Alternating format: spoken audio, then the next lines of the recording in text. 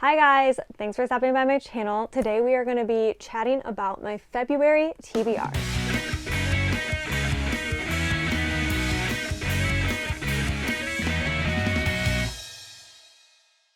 Before we get started on my huge stack of books, I wanted to showcase my shirt that I am currently wearing. It is from a company called Resilient Grace that is a small business and it's Black woman owned, which is pretty incredible in itself. But the really cool thing about Resilient Grace is that all of their attire is inspired by Black women in history. I got this card and it tells me a little bit about the amazing woman who inspired my shirt, and it's Bessie Coleman, who was the first woman of African American descent and the first woman of Native American descent to become a pilot. So if you're wanting to learn more about Resilient Grace and the amazing company that it is, I do have the website linked below so you can do some shopping and learning, educating ourselves a little bit more about Black women in our history. So for the first book on my TBR, we have the one that I already started reading, is Keeping 13 by Chloe Walsh. And I also wanted to point out the book sleeve that I'll be using for this month because obviously it's so perfect. It's the Book Lover sleeve from 'Tis So Sweet. Now, I don't know if April is still selling these. I don't know if she has this exact color pattern fabric, but you know, check out April's shop. I did design the graphic for this, but I know April would be willing to help you out if you are interested in a book sleeve similar to this. Keeping 13 is the second book to Binding 13 by Chloe Walsh. If you follow Jordan Elaine Reads at all, Jordan Elaine, aka Jordan, has been obsessing over Binding 13 books forever, and when I read the first one, I was hooked. So the fact that I waited this long to read the second one is kind of impressive, but I'm just trying to pace myself with how much I absolutely am loving these characters and loving the story. It is very emotional. It's considered YA, but there's some very deep topics that are talked about, so definitely check out the triggers for it. But I have been absolutely in love. But also, don't let this deceive you. This is over 500 pages. They are thick books, but I'm so in love with them, and I'm so thankful for Jordan for bringing these books to light. And speaking of triggers, I finally got in the third and final book to the Ruinous Love trilogy, Scythe and Sparrow by Brynn Weaver. These are about brothers and maybe serial killers, and they're pretty spicy and graphic and gory. And if that's not your thing, then this is not going to be the series for you. This is the last book in the trilogy, like I said. I can't wait to see how it all comes together. Butcher and Blackbird was 5 stars, absolutely loved it. I didn't like Leather and Lark as much, but I'm really curious to see how this book is going to play out.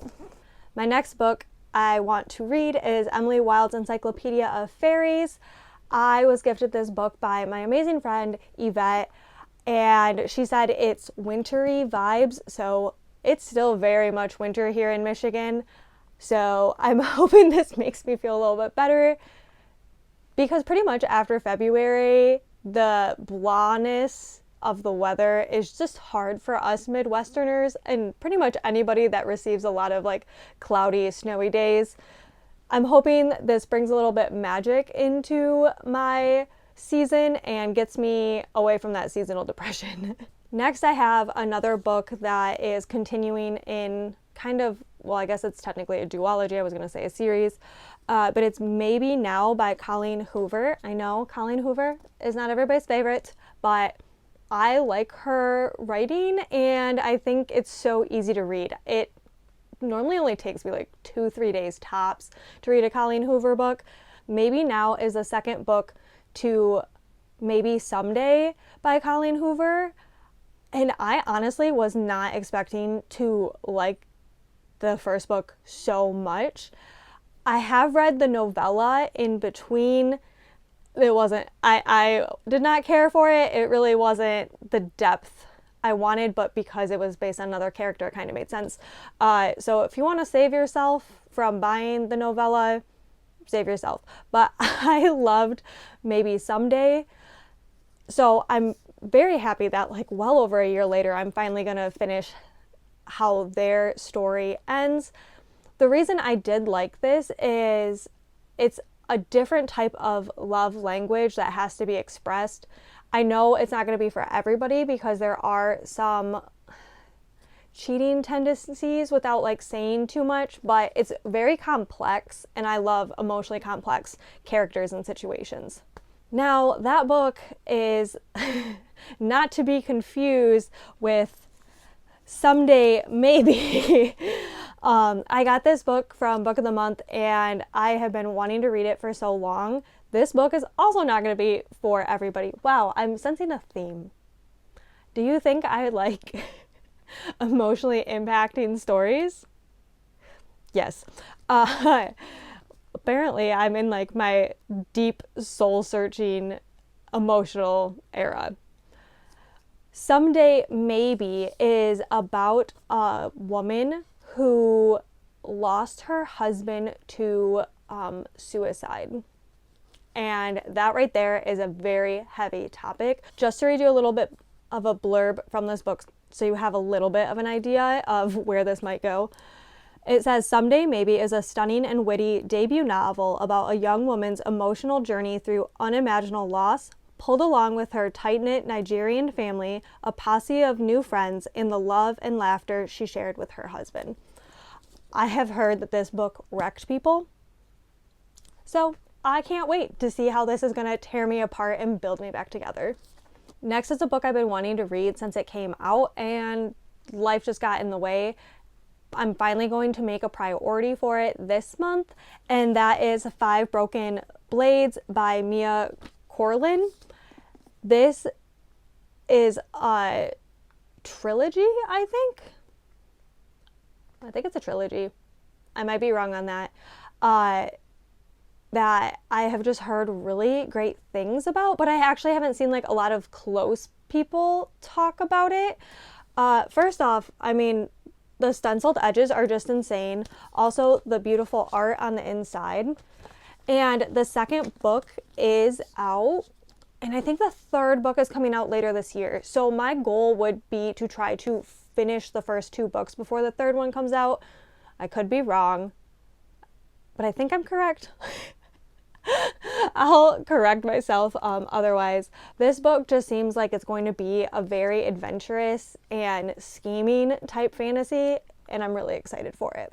Last on my physical TBR is probably one of my most anticipated books of the month, which I'm very excited. So that kind of means a lot, is Practice Makes Perfect by Sarah Adams. This is the second book to When in Rome. You don't have to read the books in order, but it's highly encouraged just because you kind of learn the characters and the scene of things. So I'm really excited because I was not expecting to love When in Rome as much as I did. And I heard that this one is even better in most people's opinion. To me, I have wanted to read this book since it came out because of the cover alone. A girl in overalls with flowers and a tatted man, that is me and my husband. That is me and my husband. My husband's blonde, but like besides that, that's me and my husband. And I just heard that this is about one of the favorite characters and the story is just so wonderful. So if you're looking for anything that's a little bit more rom-com-y but still has that emotional edge to it, if Practice Makes Perfect is anything like When in Rome, I'm guessing we're going to get just that. Now, that's not the only Sarah Adams book I'm going to be reading this month. I will also be listening to The Match by Sarah Adams for the Comfy Cozy Book Club hosted by my friend Hannah at the Teachers TBR. And I think she also has like a group that will be on the discussion with her. And I'm really excited. I haven't been able to participate much in the Comfy Cozy book club, but when I saw that they were doing this book and it was available on my Hoopla, I was like, yep, this is happening.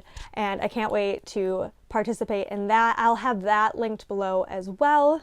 Next, I have another book club that I'm participating in, and that's Wendy's Inspired Reads. Wendy is going to be discussing The Giver of Stars by Jojo Moyes, which, if you haven't followed Wendy's Inspired Reads yet, then you need to. Also, her book club is on Fable, and so this will be the first time I actually get to participate in a Fable-based book club, and I'm really excited. She still does like the Zoom discussions, but the chapter breakdowns are on Fable. I'm really excited for that, and to see how that's different from like Discord and the way other people do it. Then for my final book club that I'll be participating in, which I'm actually like so proud of myself for how many I'm able to get to, just because of the fact that all of them have been available on my Libby or Hoopla, is the Libranauts with literally Elise. And then actually she's gonna have a book like you, Keisha, joining her for the discussion. And the Libranauts is a sci-fi book club, which I have been really loving the new genre for myself. I am normally a fantasy girl and not so much the sci-fi fantasy part, but Elise is changing that. I rant and rave about her book club all the time just because I love her discussions, and Elise is just so amazing. This month they are going to be reading The Nightmare Virus by Nadine Brands. I'm butchering that. But I normally don't read the synopsis for the Libranauts book club, because then I try to make my own thoughts of like what I think the book should be.